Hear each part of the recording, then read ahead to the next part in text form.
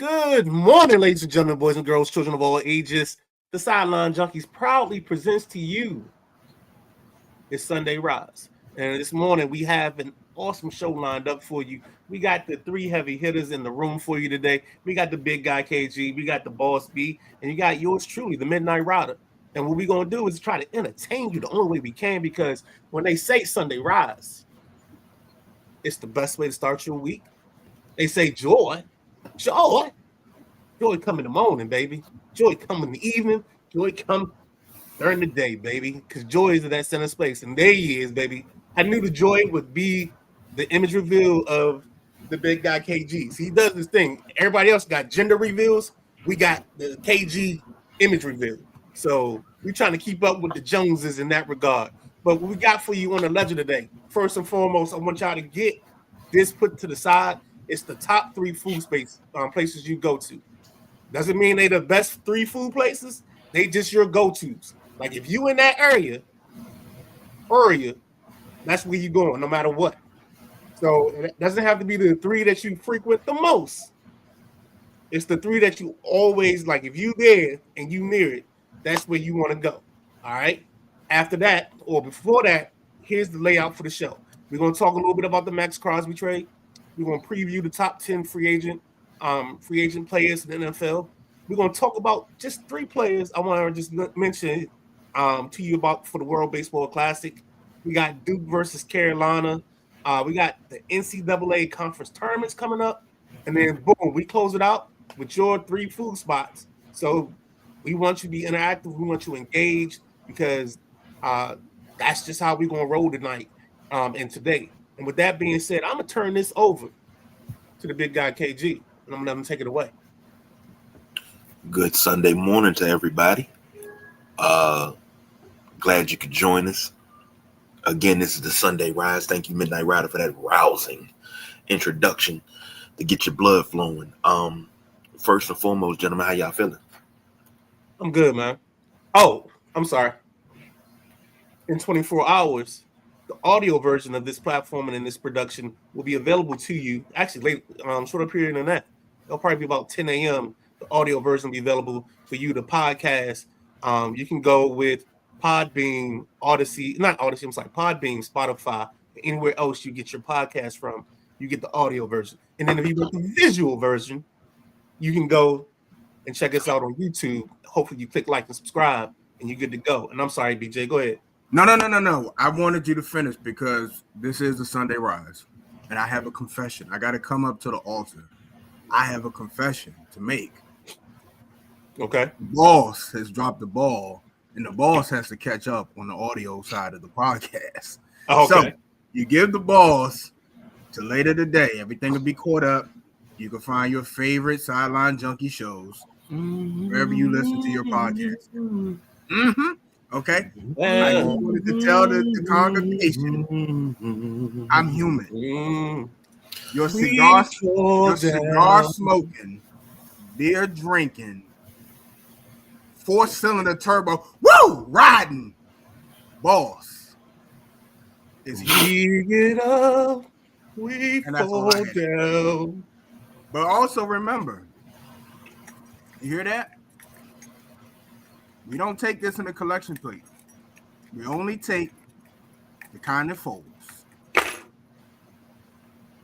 Big guy, take it away. I had so much to say during that, but I was like, nope, it's his confession, so I'm gonna leave it alone. I ain't gonna throw him under the bus like I should have, but I'm gonna go ahead and chill. We fall down. Like with YouTube. That's right. Thanks for rolling with her, brother. That's the newly 5-year-old Meatloaf celebrated her birthday on Friday. 5 years old, 5 years of being an intern here at the Sideline Junkies. You didn't do that right. Network. Five times.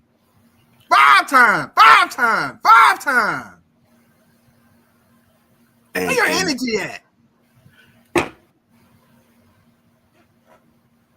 You've had sleep. I have not. No. I want to make another confession. Okay? And this wasn't purposely.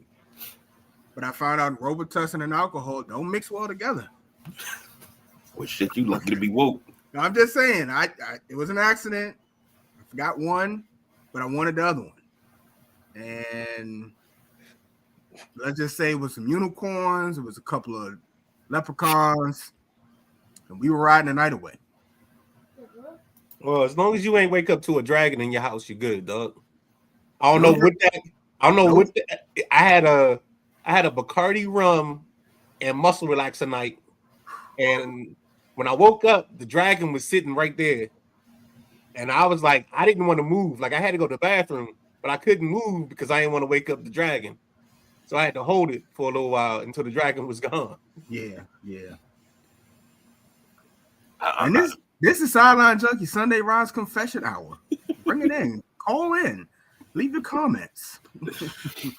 Oh Lord. Okay, since we're doing that, so there was this one time, I actually had a second favorite team in the sports world. Like I didn't just have one team; I had two. I'm not proud of this moment in my life, but it just kind of happened because the Washington Nationals came back. So I was a Cleveland Guardians fan and a Washington Nationals fan at the same time. So I apologize to the world, but that did happen.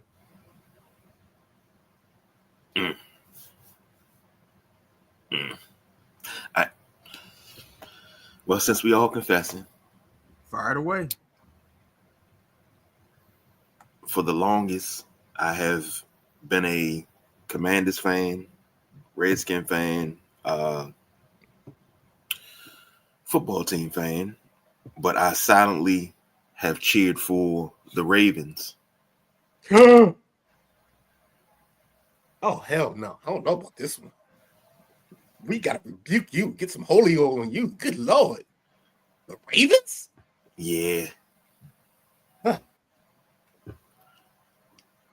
All right, man. Matty Ice checking in. He said, "Good morning from Chicago O'Hare. Matty. The throat chops, baby. Got my Garrett's popcorn and Chicago dog order. Ooh, a Where you get Chicago dog. where you get your Chicago dog from? Take a picture of it. Yeah, we need pics of that because the Chicago dog. I got stories about a Chicago dog. I'll wait till that. It's a masterpiece. I'll wait till we get to the food segment, but I got stories about a Chicago dog. You guys haven't tried hot dog in Alexandria in Old Town? Mm-hmm. Yeah. It's one in Silver Spring.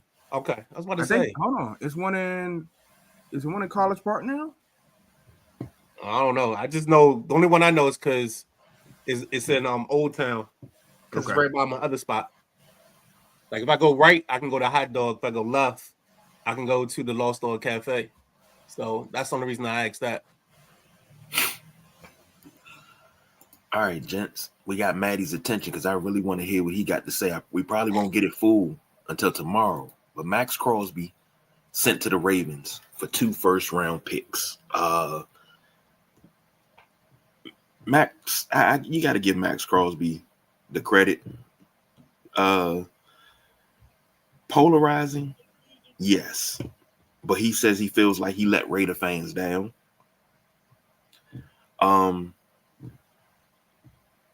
Let me see. He's played 110 games for the Raiders, 439 tackles, 69 and a half sacks, 133 tackles for loss. It's not fucking bad. But he is a Raven now. So, gentlemen. Then Ryder, take it away. I mean, the part that I've been trying to talk Matty off the ledge for the last 12 hours because he doesn't think they got enough.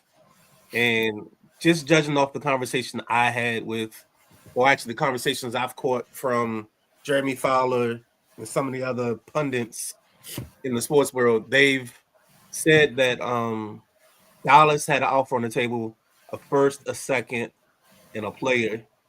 The Raiders weren't interested in adding another player because they want to just kind of start fresh and start new.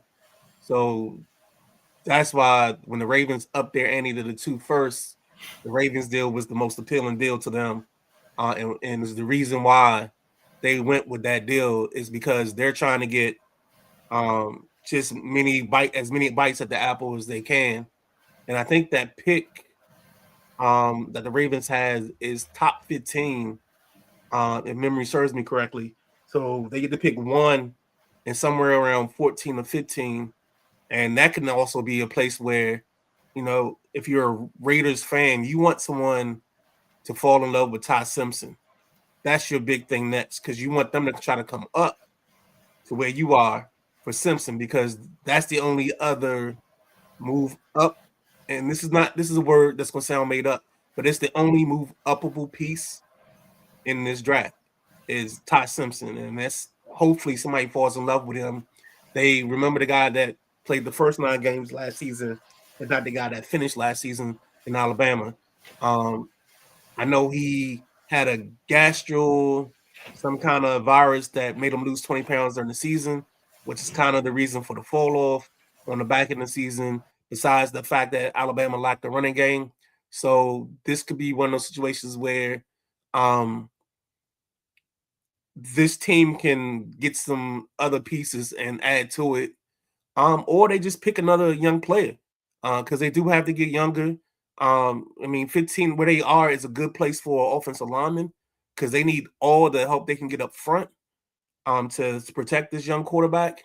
If they build it that way and start building their lineup, because you invested with your second pick last year, you invested in Ashton Genty. And now you want to make sure you give him a runway for him to be successful, because last year I think he led the league in hits behind the line of scrimmage. So you want to start putting pieces in place to put something together in one of the toughest divisions in football. Go ahead, boss. And I'm going to piggyback off of that, because the draft just changed for a whole bunch of teams.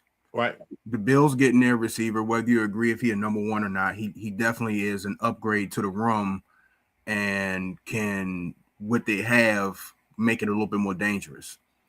Then you get one of the best pass rushers, not only one of the best pass rushers, just one of the best edge guys come into a division and a team that are, with 8 behind the wheel. I'm talking about Lamar Jackson. They're Super Bowl contenders every year. I don't care what anybody says about Lamar Jackson. Ryan Clark talking about Kyler Murray would be better fit to get them to the Super Bowl. All this crazy talk. You got Lamar Jackson. You got a chance to win the Super Bowl if he's healthy, right? But here's the other thing. You got one of the most battered quarterbacks in that division, Joe Burrow. And now you got to deal with Max Crosby. The dominoes are falling, because now you have a Buffalo team that everybody had penciled in at receiver at 26, 27. That's not going to happen. So do they get out of that? Do they want to trade down now that you got the Raiders getting more picks? Of course, you got to up, like Midnight Rider said, this is one of the toughest divisions in football. When 15 come back for the Chiefs, you know what I'm saying? We Broncos had their run, but when he comes back and Andy Reid and them retool, don't forget they got the 9th pick. Yep. Yeah. So we're talking about instantly when he comes back on the field, the Chiefs are still the team to beat in the AFC. It just is what it is until somebody proves otherwise. So, KG, write this down. Oregon tight end, Kalen Sadiq. Yes. Kansas City Chiefs. Man, if they get that kid, and if you didn't watch a couple Thursdays ago, me and Ryder did a Thursday night throwdown. Is a draft combine outdated? Tape versus time. And I said, I said, if I'm a guaranteed lock number 1 pick, I'm probably not going to come to the combine. I might do my pro day, but not the combine. Sadiq just upped the ante, because if that translates to the field and NFL, and because if he goes to Kansas City, I mean that's already like physically, that's already an upgrade over Kelsey. Right. You know what I'm saying? So like it's so much. This is interesting to see, man. It's so much change, but the Ravens, they just took their chips and put them to the middle of the table. Like they're in the same situation that Buffalo's in, Cincinnati, Houston's not quite up there, but it's a couple of teams like, hey, this is our window to win the Super Bowl or try to get there. The No, Ravens, Houston made their move because Yeah. Houston went and got Montgomery. They got them a steady running back to add to that backfield. and they killed Joe Mixon. Not killed, but they released Joe Mixon's out, right? Yeah, he had to be because he's never playing football again in his life. Yeah. Well, we'll see about that. But no, he's got a very bad foot injury that like there's very serious questions about his ability to like play again. So that's where I think some of his stuff comes from. It's going to be interesting up until the draft. We got free agency coming up.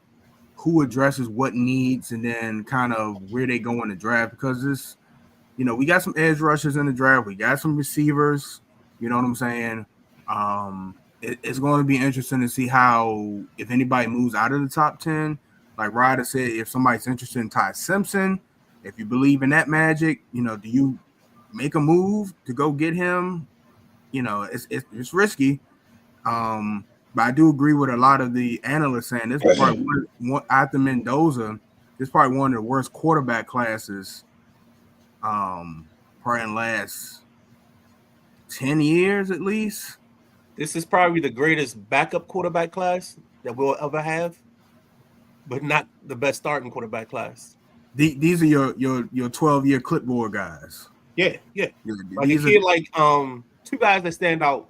I don't want to railroad the segment, but two guys that stand out to me, I think, because of where they went, they didn't get their true value. One is Drew Aller. We heard about Drew Aller. Now he has two options. He could be the next Ron Paulus, the guy that we thought was the next great player and just never became anything in the pros or in college, or he could be the guy that didn't have the right fit in college, but gets in the pros and has a 10-year career, like a guy like Jeff Driscoll, who I personally thought was one of the worst quarterbacks I ever saw in my life, but he managed to have a 10-year football career. So that's the type of thing you could get. Then you got a kid like Cade Klubnik, who's got all the tools in the bag. He's got every tool in the golf bag. His only problem was I think at Clemson, they had one of the worst receiver groups that dropped everything. So he got punished because just the pieces around him weren't able to execute at a high level. So those are just two names. I think there's one more out there that I can find, but those are just two of the guys that headline, to me, the backup class that this group has. Yeah, I think both teams win. I like the 2 first-round picks for the Raiders. I think it gives them more ammunition in the draft. Because like I said, you might get a team that I don't want to say doesn't need anything, but isn't really sexy where they are, and may trade out of the first round and then get a plethora of picks. Because you have to be, as a GM, you have to be realistic. If I'm in the middle of the pack, I really don't have a chance to Super Bowl this year. Let me stack some picks. I see what's coming out next year.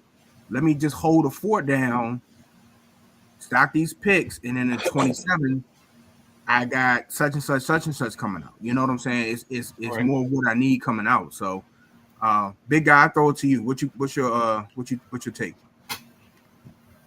This right here, this is a bold move by the Ravens, but I kind of feel what Maddie was saying. Like, you trade your best defensive player, yes, for 2 first-round picks, but geez, man, you want to get better, not worse. But now it all depends on what they take those 2 first-round picks and do. You got to address the need at quarterback. You running back set. You got to address the need at quarterback, and then also you need to figure out what you're going to do at wide receiver. So it looks like it's going to be an offensive year for the Raiders, but this is one of those things you cannot mess up as a GM, as an owner, Mark Davis. You can't foul this up. So that's just my thing about it. I like where it's going, but that's my thing. And shout out to the Raiders. They did Max Crosby good. They didn't trade him. They traded him to a contender. And that has to count for something also. Guy didn't motor is at 200%, gives you all he got every game, doesn't deserve at his age to be at a rebuild. So it works out for the Raiders. They get the 2 first-round picks. It works out for Crosby because he instantly goes to a contending team. Not only a contending team, but also one of the better Ram franchises in the league.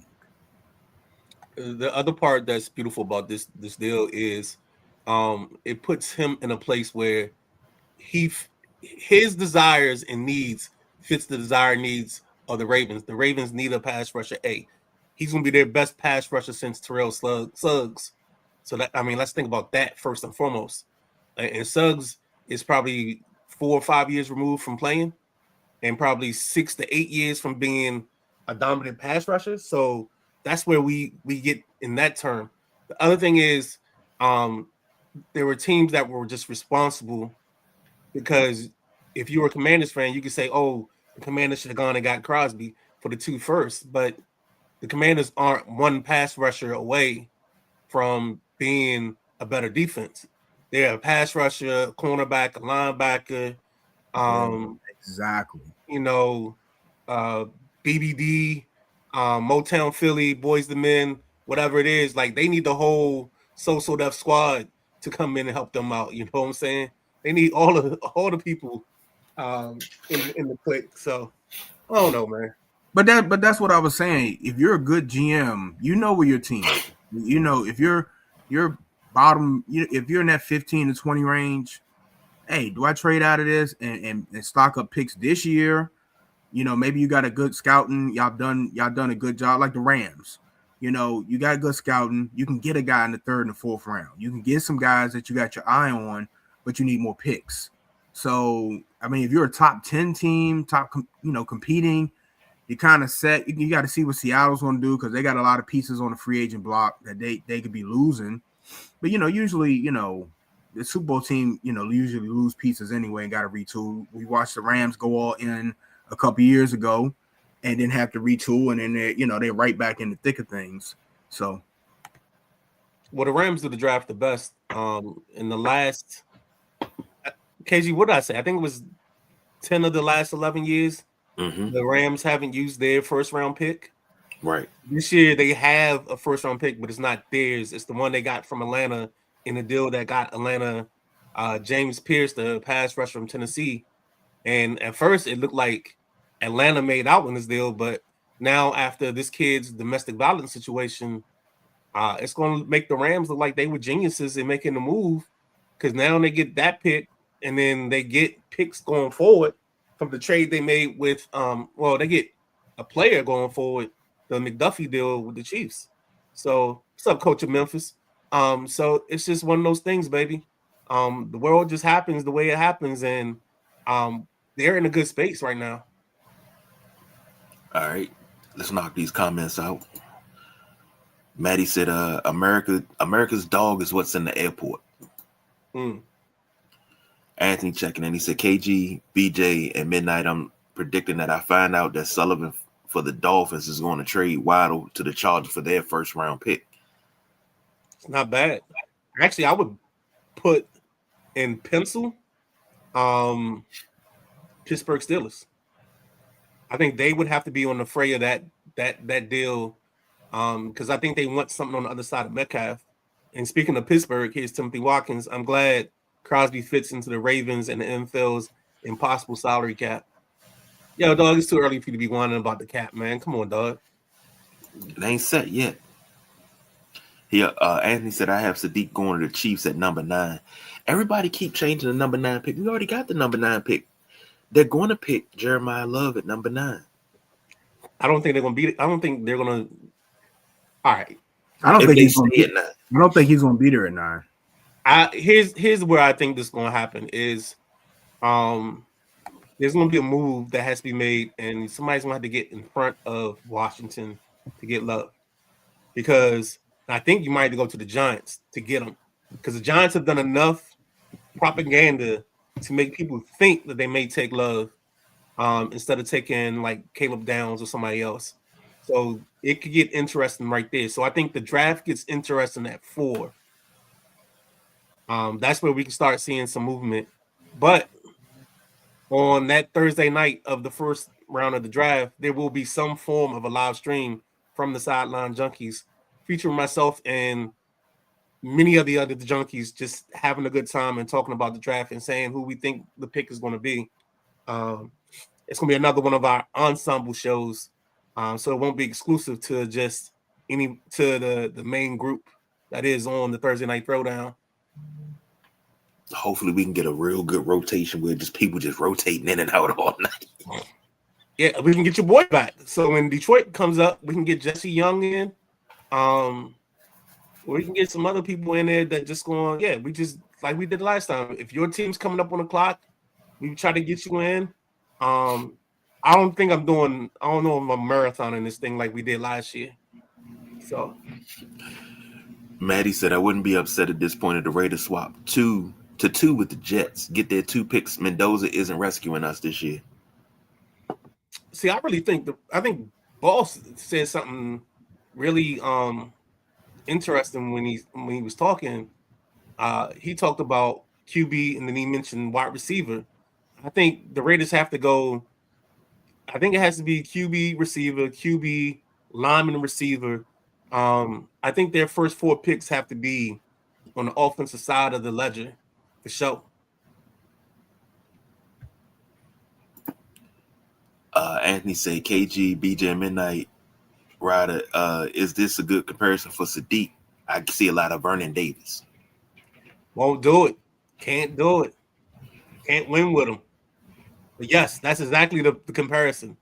I think he ran a 4.39, which is the first 4.39 since Vernon Davis.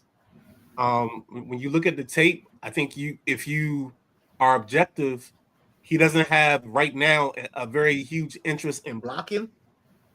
He's more of a stand-up tight end, a move tight end. So he fits everything that you're talking about with Vernon Davis. So I totally agree. I mean, I think as Vernon got older, he got better at the blocking side of this. So, yeah. All right. Anthony said, I'm still saying Houston is still going after A-Chain. And we still let you have that conversation. But we're not going to pick up on it. But I hear you.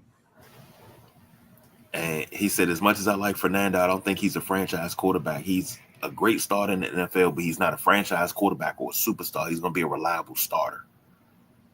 So, Anthony, think about it like this. When you're in the desert and you get some water, it may not be the best water in the world, but it's water. And as long as it wets your whistle, it's a good thing. And I think this is where the Raiders are. The Raiders have been in the desert of quarterbacks for a long time. And the fact that they actually get to indulge in the oasis of just having the possibility of a quarterback, you got to let them be. You got to let them live in that moment because it's the best thing they got going right now. And if they can supplement that with a good line and a running back game, everything changes. Everything changes. And don't forget, a serviceable starter just won a Super Bowl. Exactly. So if you build a team correctly, and this is where we go back to what are the Raiders going to do with these picks? Are they going to stockpile picks and then kind of build their team? And then, this isn't I don't think this is a next year turnaround. This is something, you see them because they still got to go through Kansas City. They still got to go through Denver. So, and then whatever the Chargers decide they want to do, they are very inconsistent. Whatever decide they want to do that year, you got to go through them also. So I think this is something that you can see and you can start seeing. I mean, if you're a football person and you're watching it and they get the right pieces, you can start seeing it immediately. You can kind of start seeing where they're going with it. But, like all the time, and I talk about on these shows, does the coaching match the talent? Does the talent match the coaching? Are you going to get Mendoza in there? Are you going to play his style of ball? Are you going to tailor the offense to him? Are you going to get weapons that kind of like highlight his style of play? Are you going to call plays to highlight his? This is all, whoever the defensive coordinator is. Are you getting pieces that fit your style? I forgot the cornerback name. I was watching a really good Instagram clip. He's a press corner, and they have him playing for the Ravens, I think.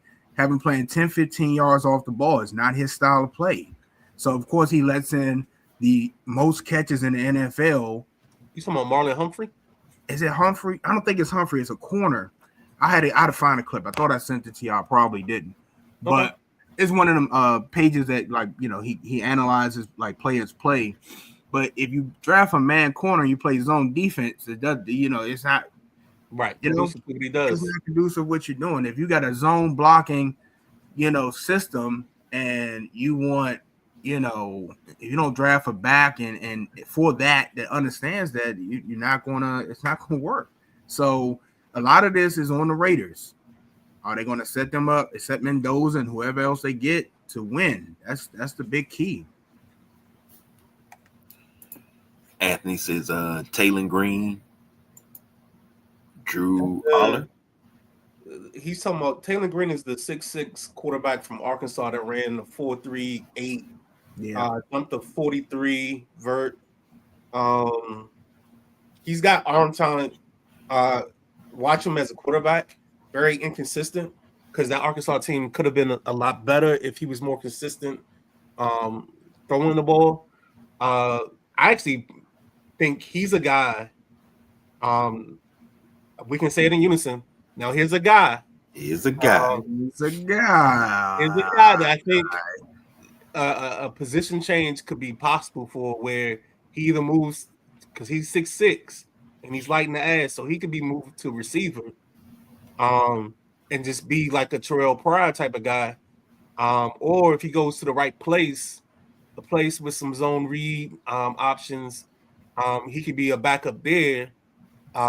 So he's, again, very late. I think he's a 6th or 7th round guy because I don't think his arm isn't consistent enough and accurate enough for him to be any higher than that.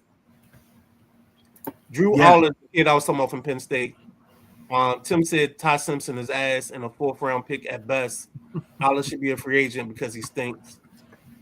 I love my guy, but he also knows that this thing isn't about what we think these guys are. It's what somebody else thinks this guy is.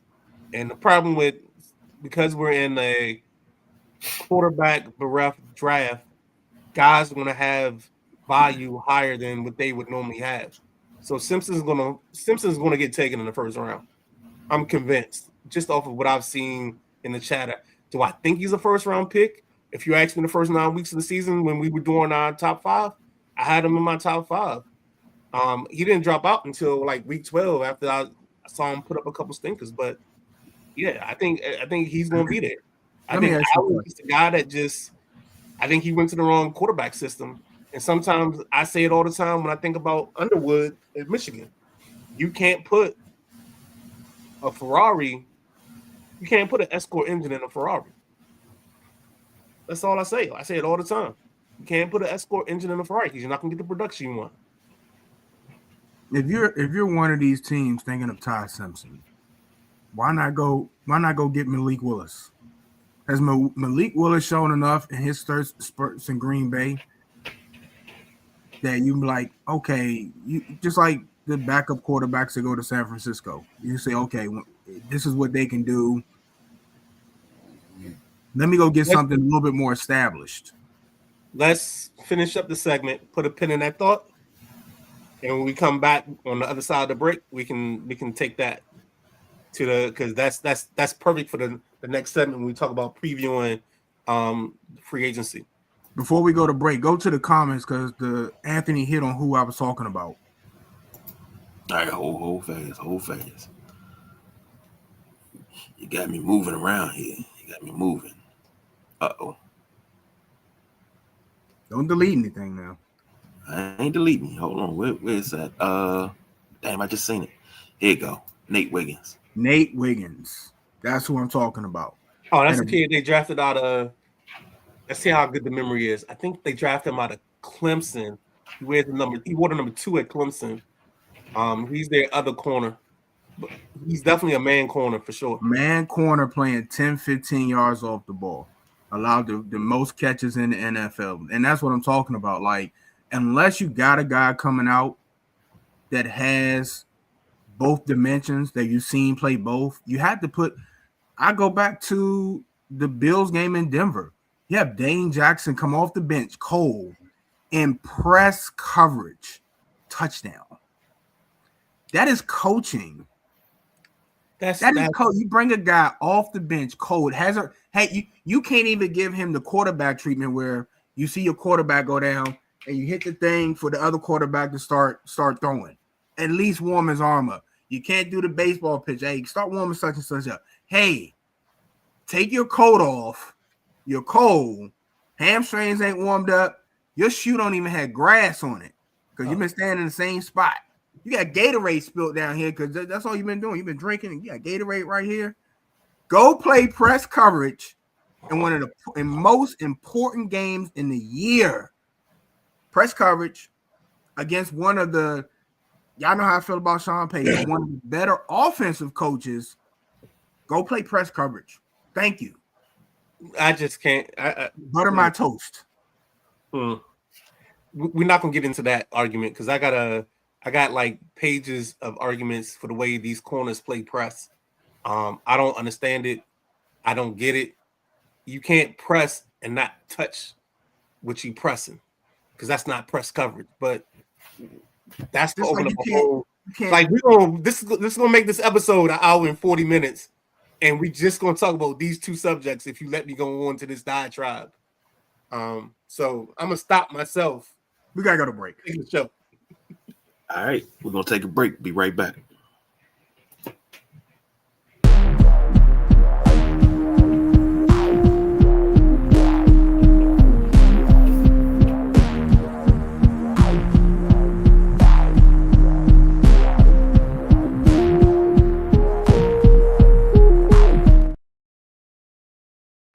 Ladies and gentlemen, boys and girls, welcome back. Sideline Junkies, Sunday Rise.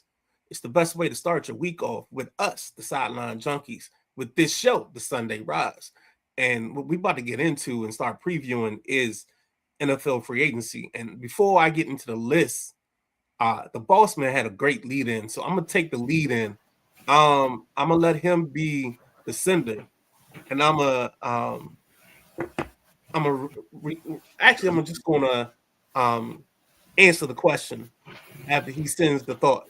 So you talked about earlier teams in the middle of the draft and Malik Willis. Do you want to say it in your own words so everybody gets your thoughts on it? Yeah, so my thing is you get quarterbacks drafted to these teams. And he came out with the Titans struggle mightily. Right. You know what I'm saying? And I felt it was a coaching thing. It was not set up for success. You see a guy like Mac Jones come out, struggle with New England. He goes to San Francisco under better tutelage, under better coaching, and you can kind of see a little bit more polished version of him. Malik goes to Green Bay, Jordan Love goes down. You see a better version of Willis in this system. You're like, okay, hold on a second. All right, just like Sam Darnold. Sam Darnold's going to be the poster child for this conversation because he bounced from team to team to team to team. And we talked about it earlier. While he may not be the elite guy, he's in that midsection. And as long as you give him, he's not quite below down in that trench where Trent Dilfer is, because I think that's another hole you got to dig to get there. I think he's above the Trent Dilfer. He's in the category I'll call the 72 and sunny. It's got to be 72 and sunny outside. Because you don't need him to do nothing extra. You just want it to be a nice day. And, okay, we'll go there. And Trent Dilfer got to be 85, no clouds. Right. It's got to be the perfect day. Perfect day. Yeah. Perfect day. Sundresses in the wind. Dogs and cats hugging and kissing. Right. So if you're one of these middle pack teams and you're looking for a QB, and I agree with Timothy Watkins, I can't spend a first round pick on Ty Simpson. I just can't do it. Why not go? You got Malik Willis out now. You got Kyler Murray out round. Aaron Rodgers. That's not something I'm interested in. You've seen Daniel Jones is another one. You've seen Daniel Jones in a better system perform the way he performed for the Colts before he got hurt. You have another name, a proven QB. I don't know what happened in Atlanta. Kirk Cousins. All right. I know everybody cringes when you hear that name, but Kirk has put up numbers. He put up numbers in Minnesota. He put up numbers in Washington. That's another QB. That's all I'm gonna go because there's some other names on this list. If I'm looking to bridge or like maybe I am a few pieces away and I can get. We seen what Kyler Murray can do healthy. Why not one of these QBs instead? And you can go get a first round pick and get the wide receiver because we got wide receivers in this draft. You get the wide receiver, you get Kyler Murray, or you get whoever you get, and now boom, you're a whole different team. Talk to me, Ryder. So Malik Willis is right now in the neighborhood, garnering in the neighborhood of 30 million. And from what I've seen, unless he goes to Arizona itself, I don't see myself investing 30 million into Malik Willis. What I'd rather do is take my time and live the lie of a first round pick or a pick in like Ty Simpson or one of these other guys and let them fail. Because if they fail, I'm in the midst of next year's class, which is probably one of the, I don't know if it's going to be one of the best classes, but it's going to be one of the deeper classes because you're going to have options. You're going to have Arch Manning. You're going to have Lenore Sellers. You're going to have a bunch of kids available. You're probably going to have at least 8 quarterback prospects in this next group that right now everybody might be lauding as top 2 picks. But as we get into the season and the thing plays out, they're going to start falling into their categories. So I'd rather take the risk personally of a one and done type of situation and deal with it that way. So I'd take a Kirk or I'd take a Kyler before I take a Malik Willis because I don't believe in the Willis train just yet. I think Willis is another guy, 72 and sunny. Like the conditions around him have to be good. The world has to be right. So he has to have a dominant defense. He has to have the receivers on the outside because he's not a great passer of the football. So I wouldn't jump into the pool that is Malik Willis with both feet. I might dangle my toes in the water, but I wouldn't jump in both feet. KG? I've been sitting here patiently waiting because first let me address this. Don't ever in your natural born life disrespect Trent Dilfer the way you just did. What? It didn't have to. This man played on some of the most offensively inept teams. He still had a run of 4 out of 5 seasons where he had a winning record as a starter and took teams to the playoffs. He's 5-1 in his career in the playoffs. If it wasn't for him coming in for Tony Banks in 2000, the Ravens wouldn't have won that season. So let's stop acting like Trent Dilfer is just, scraping the barnacles off the bottom of a barrel that's been underwater for 35 years. Stop it. Now you talk about Kyler Murray. Kyler Murray doesn't have the intangibles mentally because he doesn't focus. Everybody knows he doesn't focus. He's more concerned with the next release to Call of Duty than watching game film on what a defense he's facing. Kyler Murray is talent, but sometimes talent only takes you so far. You got to have some sort of work ethic. And I love Malik Willis, but I'm not paying Malik Willis $30 million. Kirk Cousins, really, really great, serviceable quarterback now. I know he's going to give me 4,000 yards, but I got to worry about what's going to happen down the stretch when things are a little rocky and it's a little shaky and I got to lean on him. Is he going to buckle or is he going to lead me to the promised land? So those are 3 quarterbacks that I don't know. I might kick the tires on Kirk Cousins, might kick the tires. I might look at Malik Willis as a starter. It depends. The situation's got to be right. I agree with that part. It's got to be perfect situations. 72 and sunny, maybe even 80, 85 and bright, with low humidity type thing. But Kyler Murray's a backup at best for me right now. Until he shows me difference, he's a backup at best. Okay.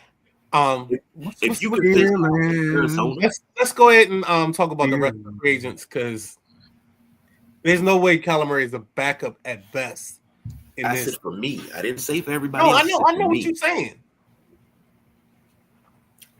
I don't believe he did. And Trent Dilfer, he isn't scraping the barnacles off the bottom of a barrel. He's doing it at the bottom of your luxury cruise line. He's being fed sardines and champagne on his breaks. But So he's you still calling him scraping Shane barnacles. Falco is what you're calling him. You He's know, had a still bad scraping game in the barnacles. Sugar Bowl. That's you call him Shane Falco. I mean, look. I think calling him Shane Falco is an upgrade. Look, we agree to disagree. Like I said, Trent Dilfer is a whole nother. That's a whole nother. We can do a 20-minute segment on Trent Dilfer. All right, rapid fire. But I disagree with. I disagree with. I'm not spending a first round pick on a guy that the consensus says that he's not a first round QB. I'm going to go get a guy. Here's a guy, right? I'm going to get a guy that's projected to have that 5 to 10 year career. I'm going to go get, if I need a quarterback, more than likely I need a receiver. More than likely I need a tie. I'm going to go get something in. If I'm drafting in the first round, this is something Buffalo has missed on the last couple of years. Your first round guys should still be on your team. They should be playing day one. So do I need a tackle? Do I need a shutdown corner? What do I need? I can't, for me, if I'm a GM, I can't go draft a quarterback that I'm unsure about. That should be a third or fourth round guy. Just because we need a quarterback, I'm going to go get one of these serviceable guys. And I know Malik Willis' price tag jumped to $30 million. I think that's just the state of the NFL. I mean, what is Kyler Murray going to bring in? What is Kirk Cousins? I think that's just what it is. But we've seen these contracts where you can make these contracts and where they're friendly and you can cut ties after a year or two. You know what I mean? So I'm going to go get me a bridge QB, somebody I've seen, somebody I kind of know where their ceiling is, or maybe they got a little bit more if I have the perfect situation. I'm trying to think of a team that has a really good situation that Malik Willis could fit into that needs a QB. And it's really none of these teams. I'm looking. The Jets need everything. The Jets. Aaron Glenn's last year. The Jets need everything, right? Yep. Arizona. I'm not sold on Arizona. I think they. That's his last offensive coordinator. So that's the only reason I like Arizona. Yeah, I could see that. The Giants got Harbaugh.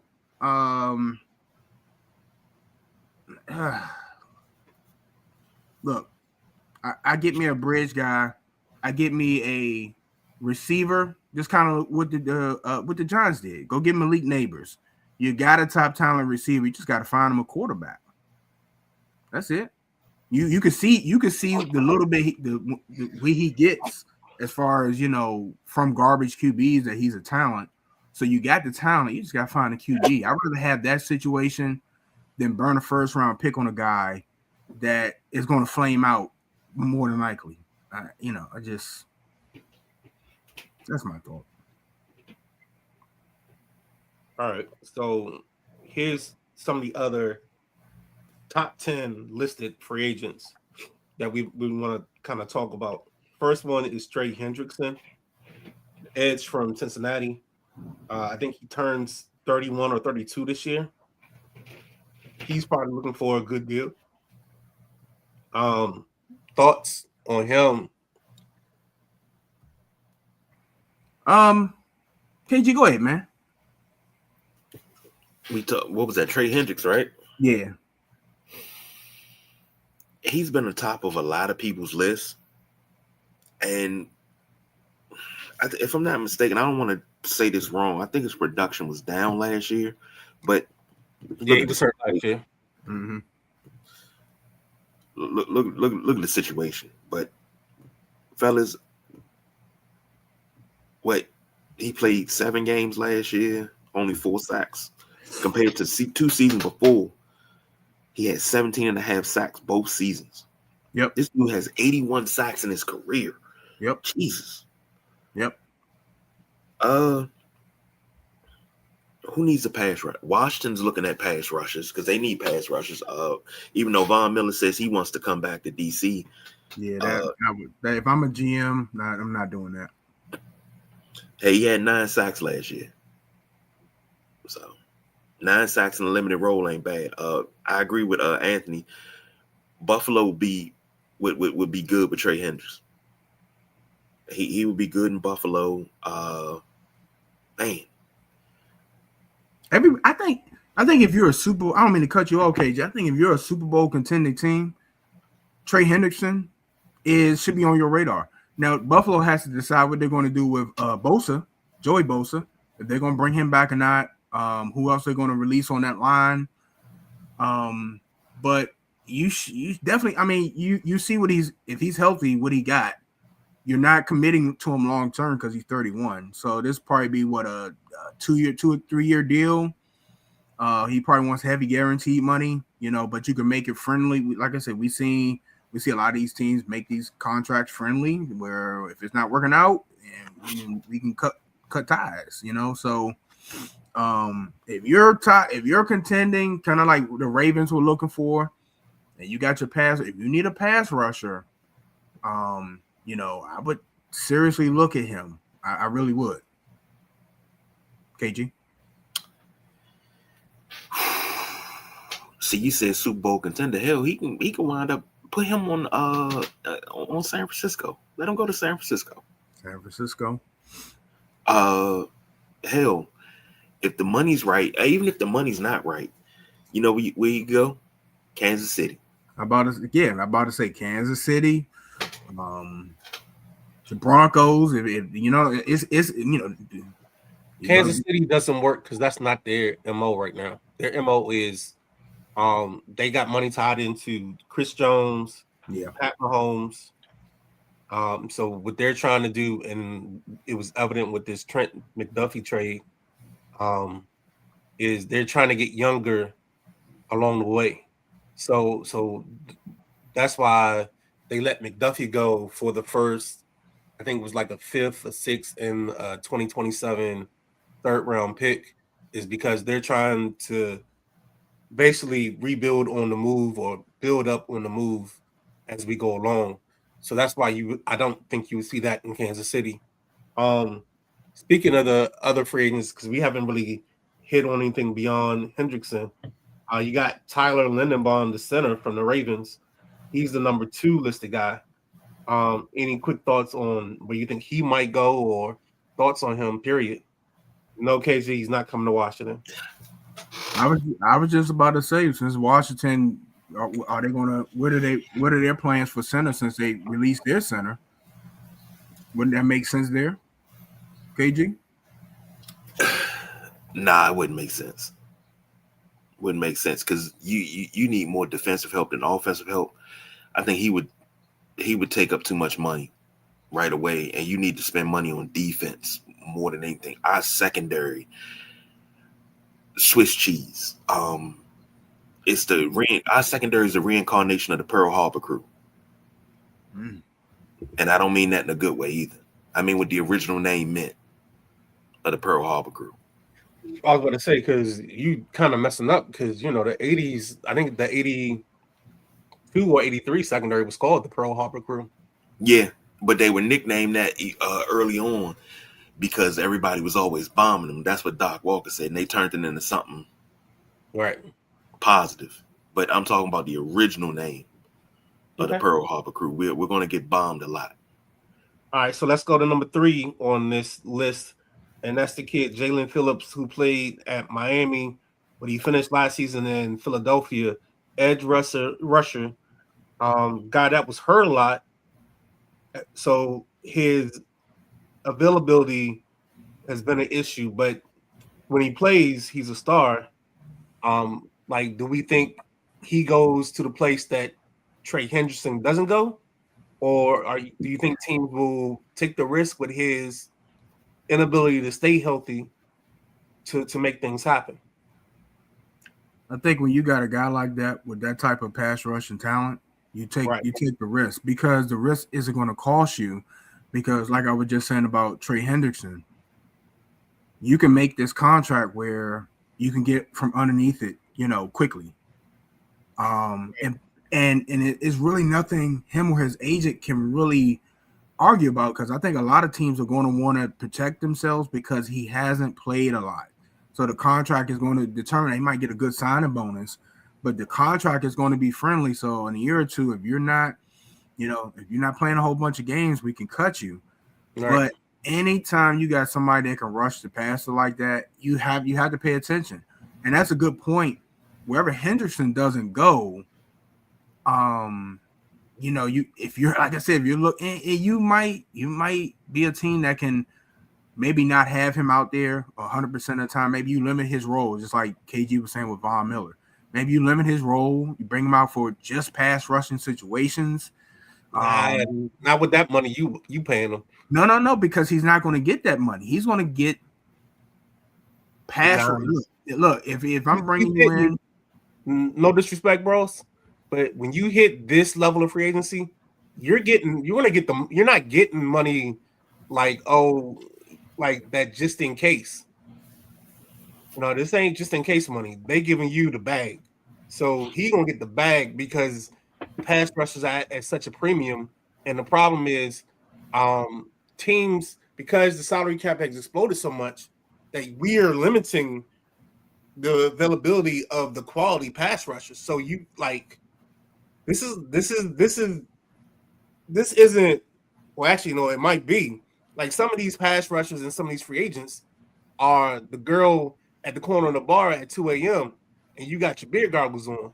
Like you want to overpay for that moment with that in that situation.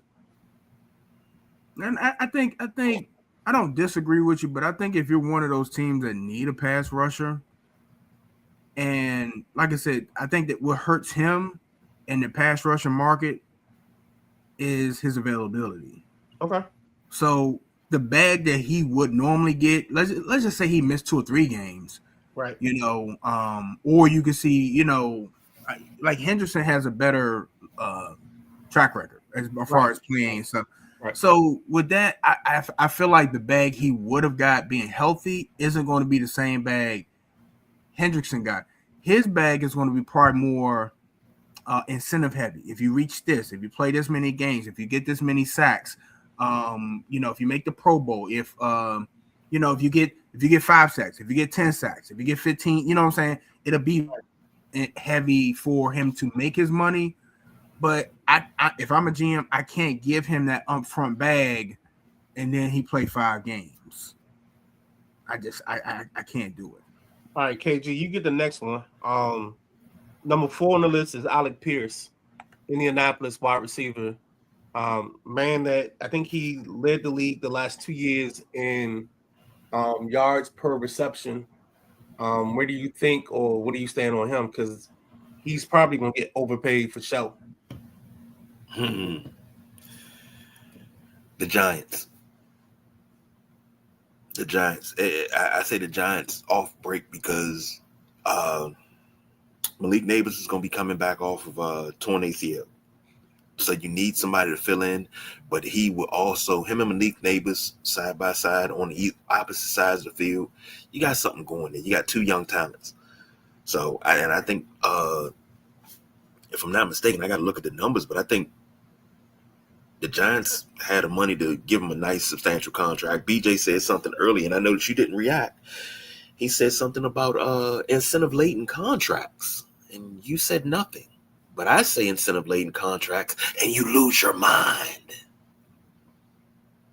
So I was really trying to keep the show on task, and I wasn't going to do that today.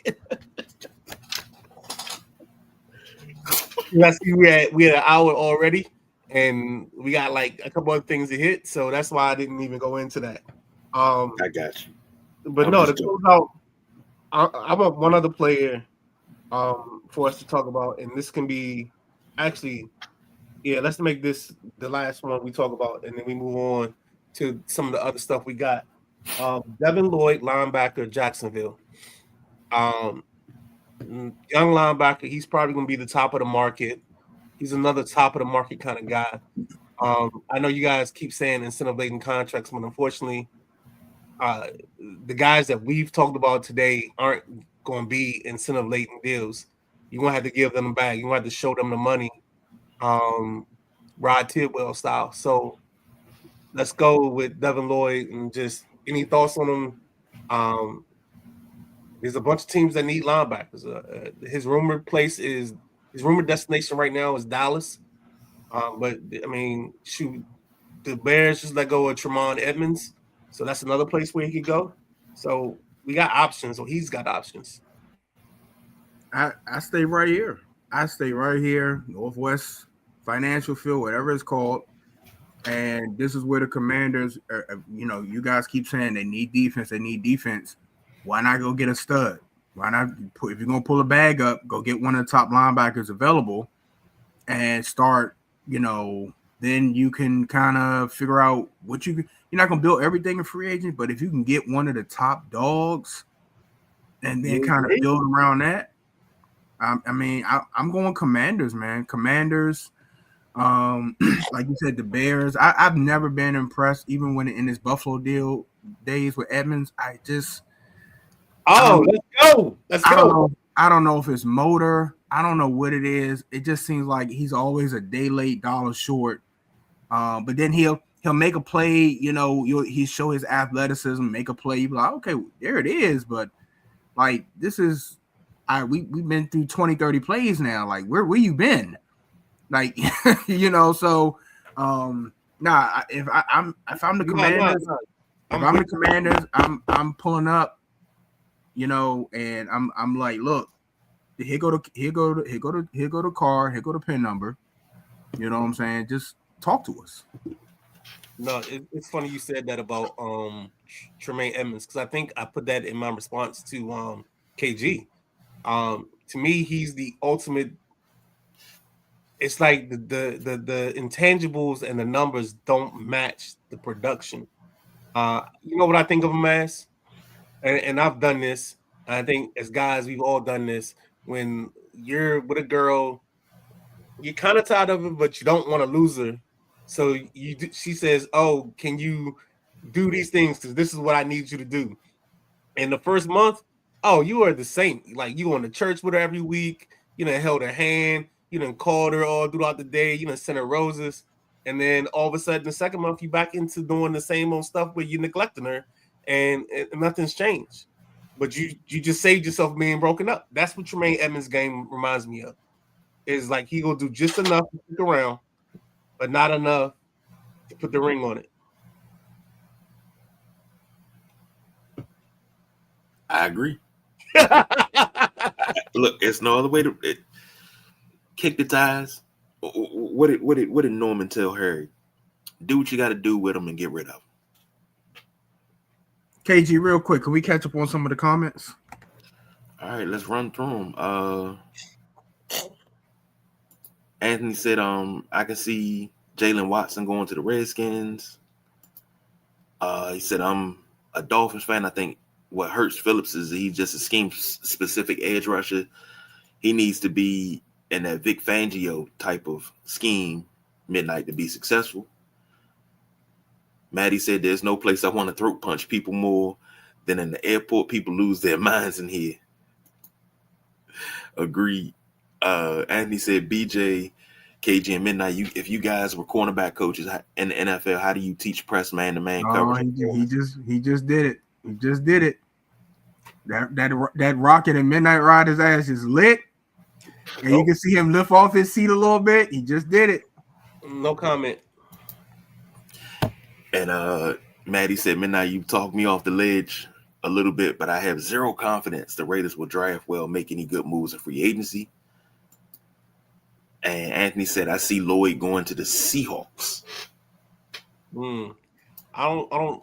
Only reason I don't see Lloyd going there is just because they got the kid Ernest Jones and they got a couple guys already sitting there. So I don't see him going there. But if it happens, I know where to give credit to. But cornerbacks, I'm just going to say it this way. I'm from the school of Dion. So I believe in two things when it comes to press. You either get your jam early or you get your jam when he makes the move. So personally, and I've never been a Pro Bowl corner or anything like that in my lifetime, but the times I spent out there in whatever rec leagues I was in, I always like to get my jam after you make your move. So if you're coming off the line and I'm impressed, I'm gonna shoot the inside shoulder. The other shoulder becomes the inside shoulder for me is the one I'm hitting because that's gonna buy me time to catch up with whatever your fast ass is gonna do. So that's what I do, and that's why where I believe if I'm pressing, press means physical, press means touch. If I'm impressed and I don't touch you, then there's no need for me being impressed. That's my personal philosophy, my personal theory. And if I'm wrong, and there's a DB coach out there that got a better way, please let me know. But my thing is, when you turn your hips and you define where you're going for me, I'm gonna hit that shoulder, that inside shoulder, with a nice little jam, and that's for me. That buys me another step or two. So that's just personal. Well, I'm with the Midnight Rider. I've never been a Pro Bowl corner, but I played a lot of corner. And I got advice from one of the greatest cornerbacks in football history, in Darryl Green. So, if I'm going to play press. Darryl Green. See, that's the problem.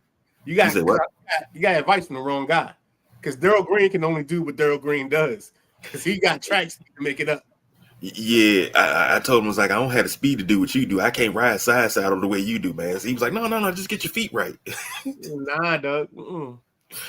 But if I'm a press, I like how Midnight Rider said he's gonna get the inside shoulder. See, I square up and press and get you off balance, but then I'm gonna guide you. You're gonna go where I want you to go. But I'm gonna make you go where I want you to go after the press, because after 5 yards, I can't touch you anymore. But within that 5 yards, I'm going to Lester Hayes the shit out of you. And then you got to have a little, I'm like old school. I got to have a little trick in my bag. I got to be able to pull a jersey, bump you a little bit off. Of course you got a little something, but you got to be able to do it within reason.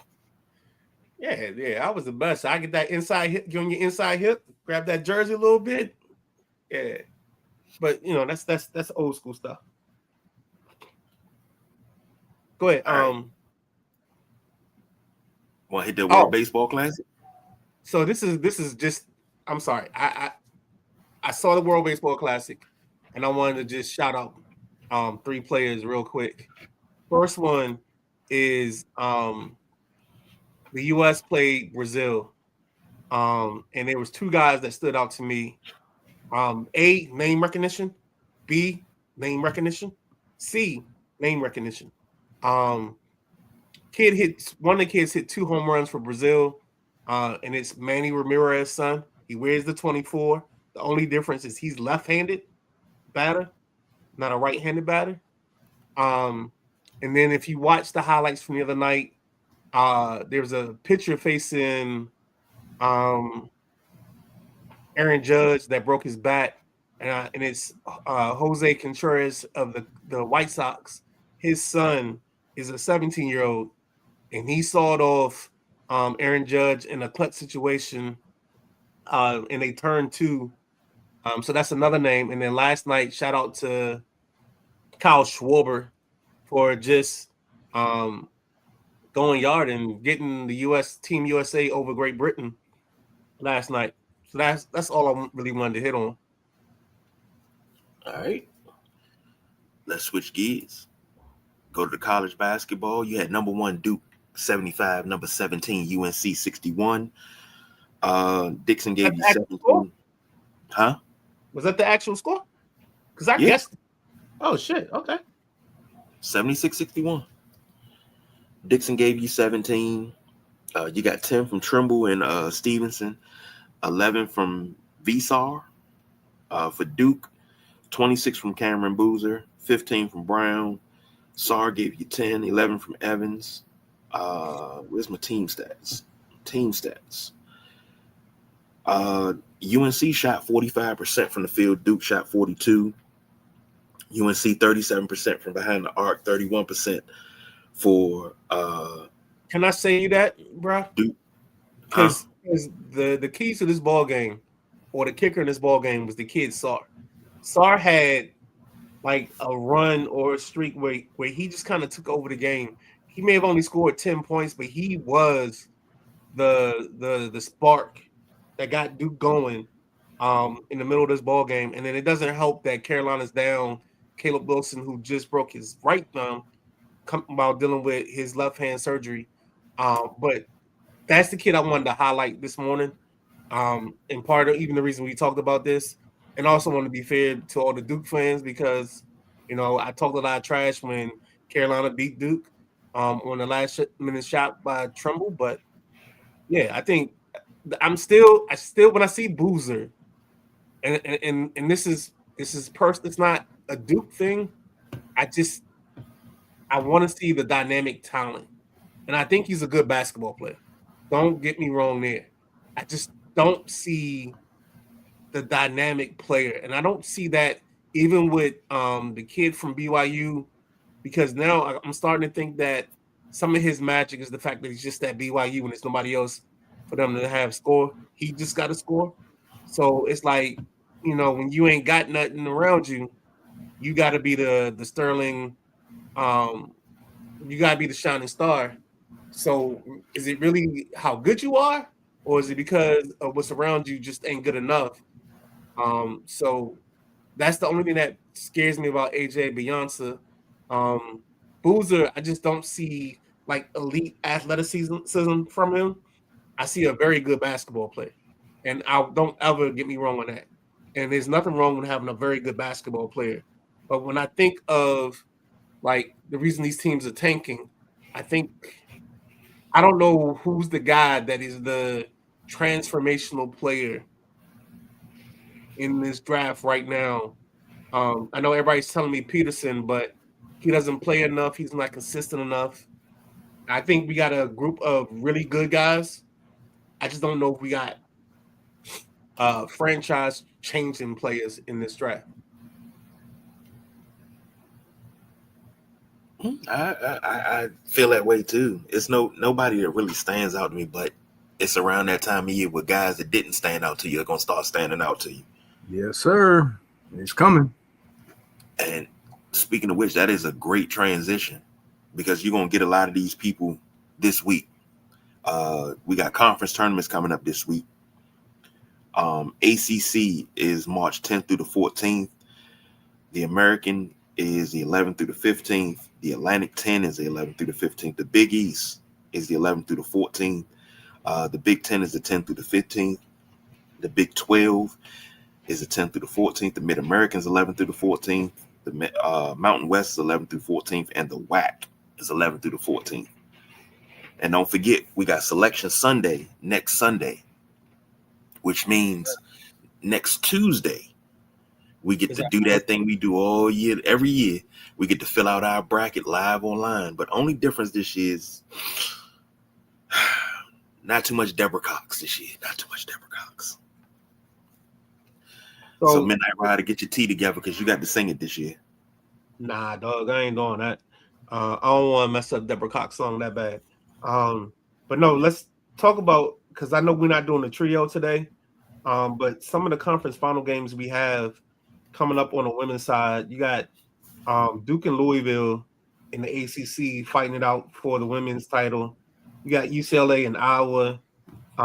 Iowa's ranked number 9 in the country. UCLA's 2. You got Creighton versus UConn. I wouldn't waste the TV time or the Peacock subscription on that one.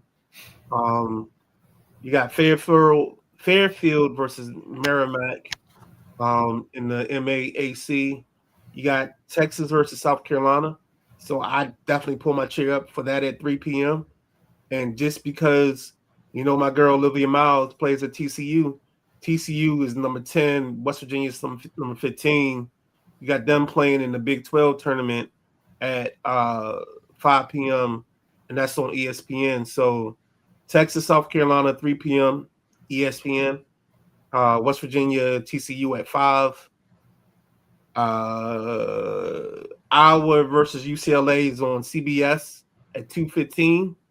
And at 1 p.m., you got Louisville and Duke. So you got some women's basketball to head up your evening tonight.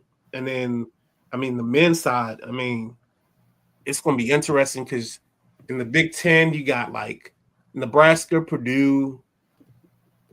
I'm missing the top teams. Michigan. You got Wisconsin. So that's going to be interesting. You got Arizona and company out west. That's going to be interesting. Like we're gonna have some interesting games coming up. So the question is going to be just how it plays out. So that's really all I wanted to hit on the NCAA tournament. All right. JoJo says she loves Acuff Jr. from Arkansas. Yes, yes, indeed. We talked about him a couple weeks ago. And that's actually funny because you got like the way this draft looks, it's the top three are the bigs, Beyonce, well, actually not all bigs, because 3 of the 4 are bigs. It's Beyonce, Boozer, Peterson. Who am I missing? There's another guy that's in the top 4. And he's a big, and his name is skipping my mind. And then after that, you got a bunch of guards. You got the kid from Illinois, you got Acuff.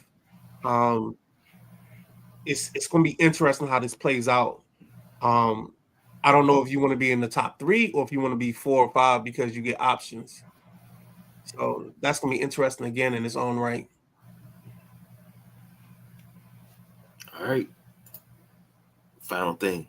Your top 3 go-to, food spots that you have to have. If you're in the area, you got to have them. Am I taking lead? Okay, let KG go first. No, let Midnight Rider go first. No, I want you to go because I know you got spots that when you go to certain places, like you probably got, I know how yours is going to go. Okay. You're going to be like, oh, I got a spot up in like Olney, Maryland. North Bubblefuck. Then you got one in West Bubblefuck where you only get your ribs from, and then you got another spot and Southeast Bubblefuck. Up in Frederick where you only get your cold cut sandwiches from. So let me get your first 3 because I know yours is more regional, dynastic. Yeah, because I'm all over the place for work. My number 1 is it's a place down on Cobb Island. Go to get ribs, and that's JB's. It's seasonal, so it's not open year round, but it's some of the best ribs, and it's affordable. I'm not paying for 2 slabs of ribs, a whole chicken, 4 sides. I'm not even paying $50. Oh, damn.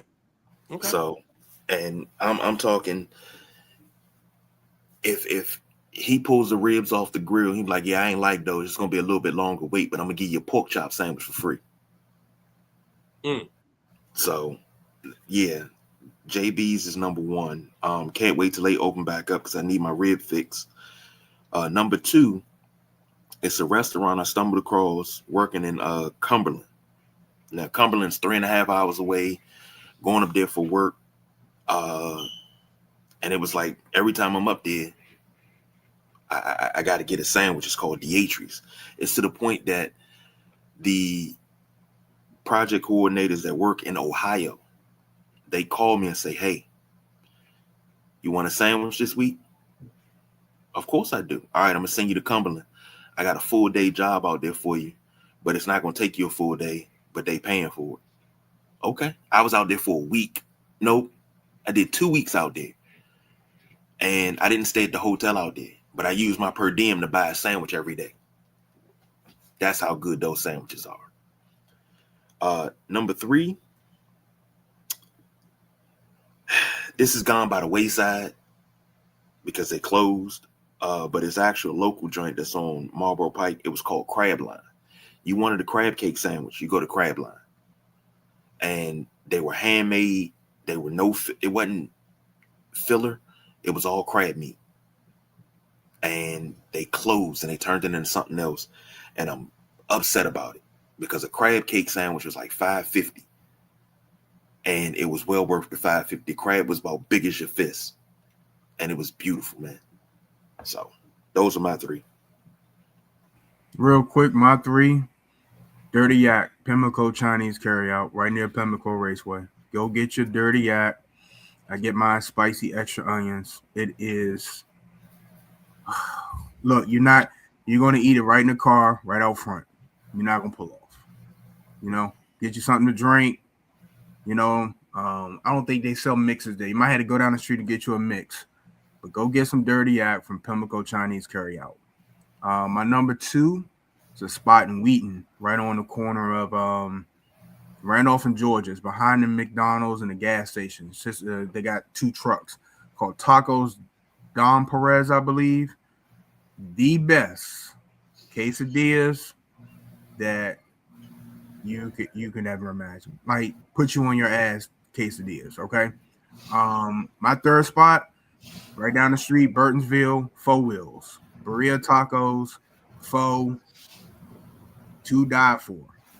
To die for. If you're on the internet, they were all over the internet because they'll have their trucks in different places all around the area, but they got a brick and mortar spot now, right in the new Burtonsville shopping center, right on the corner. It is excellent. So those are my 3. What you got, Ryder? Real quick, my 3, real simple, and everybody kind of knows my one. 1 seed is Lost Dog Cafe, the Billy's Philly. If you don't feel like a Billy's Philly, you can go to 21, the Phoenix, or the 36, the Big Dog. I know the sandwich by numbers. Yes, indeed. Number 2 spot for me is now it's become Maglianardo's right there on Pennsylvania Avenue. You go in, get you a G-Man, and you good to go. And with my appetite now, that's actually like a 2 meal. Is I eat the first half for lunch and the second half for dinner. So that's how that rolls.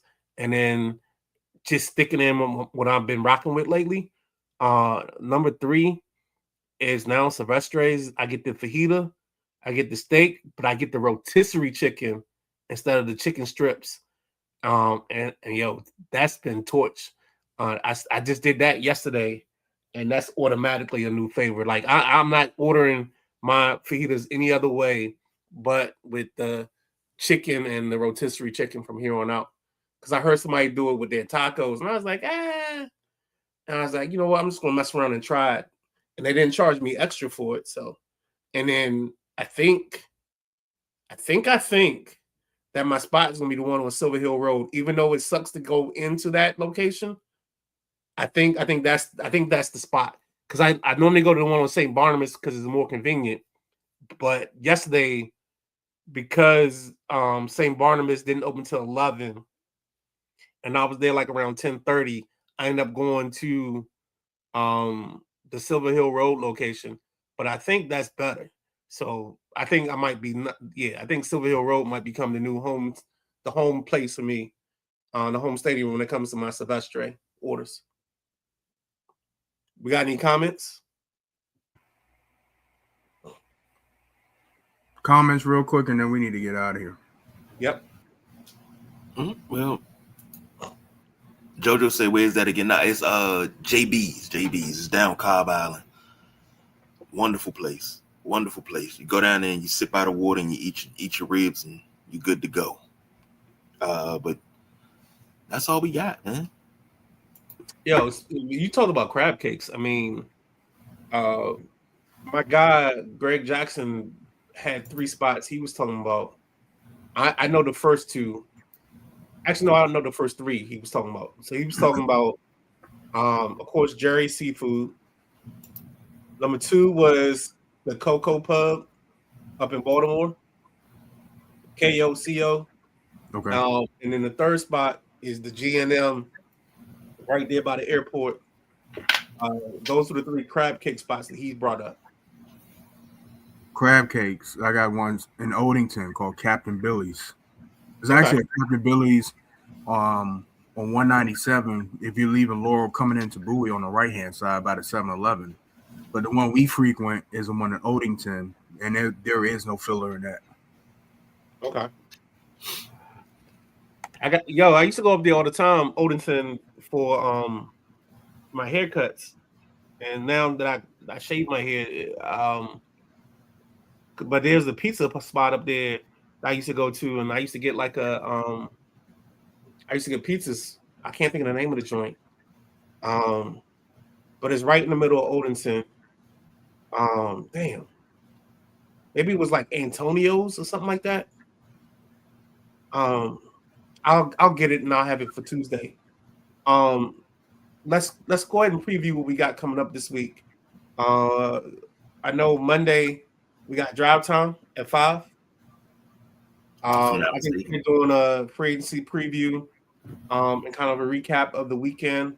Pretenders or contenders. I don't know what coach has scheduled, but if you didn't see last week's show, and you like just watching a bunch of people have a good time, the coaches had kind of like a roundtable barbershop style last Monday. That was dope. Yeah, you should check that out. If you don't check them out this week, check us out this week. Tuesday night flight. Tuesday also we got Unapologetic Sports with Lee Ice and the Fly Guy, Flying Brian. And then, of course, Wednesday, Nothing But Net, which is going to be interesting. I don't know which way we're going with this week's show because we got a couple topics that we're trying to hammer out. And then, of course, Wednesday night, we don't have anything else Wednesday night. And then Thursday, we got the Thursday night throwdown that we always do. So I think I covered everything. If I didn't, guys, let me know. Nah, that's it, man. We got to skedaddle up out of here. Hop on your scooters, your e-bikes, whatever you do. KG, get us out of here. All right. Thank you for joining us on the Sunday Rise. For the boss, BJ, the Midnight Ride, I'm the big guy, KG. We did a little overtime today, but it's cool, baby. We needed it. So we are out of here.